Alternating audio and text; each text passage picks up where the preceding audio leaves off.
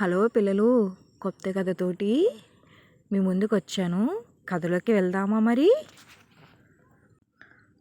శిష్యుడు గురువుగారు సముద్రం వారే నడుచుకుంటూ వెళ్తున్నారంట.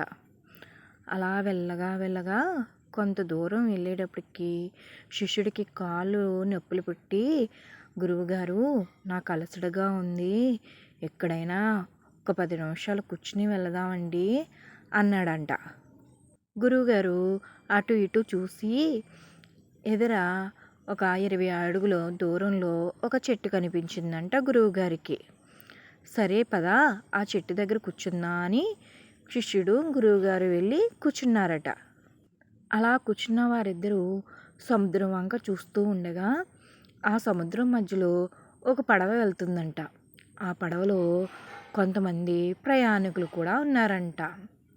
గురువుగారు శిష్యుడు ఆ పడవని చూస్తూ ఉండగానే ఆ పడవ అమాంతంగా మునిగిపోయినదంట.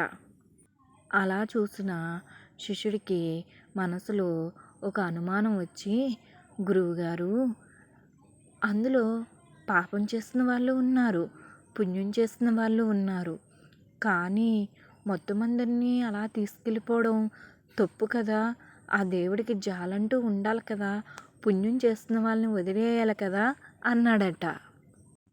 గురువుగారు మౌనంగా లేచి నడుచుకుంటూ వెళ్ళిపోతున్నారట. పక్కనే శిష్యుడు కూడా నడుచుకుంటూ వెళ్ళగా కొంచెం దూరం వెళ్ళేసరికి శంఖం కనిపించిందంట. గురువుగారు, ఆ శంఖం నేను తీసుకోనా అని అడిగాడట.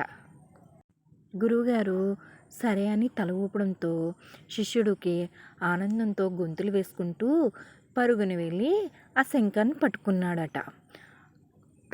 అంతకుముందే శంఖం లోపల పురుగు చనిపోవడం ఉన్నది కోసం చీమలు ఆ పురుగుని తినడానికి వచ్చి శంఖం లోపల ఉన్నాయంట.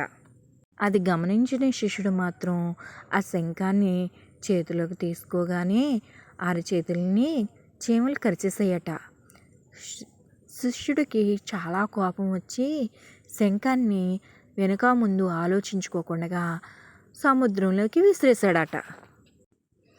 చేతులు నలుపుకుంటూ గురువుగారి దగ్గరికి విచారంగా వచ్చాడంట శిష్యుడు. ఏ అలా ఉన్నావు? నేను కుట్టినవి కొన్ని చీమలే కదా, మిగతావి ఏ పాపం చేశాయని వాటిని కూడా సముద్రంలోకి విసిరేసావు అని అడిగారంట గురువుగారు.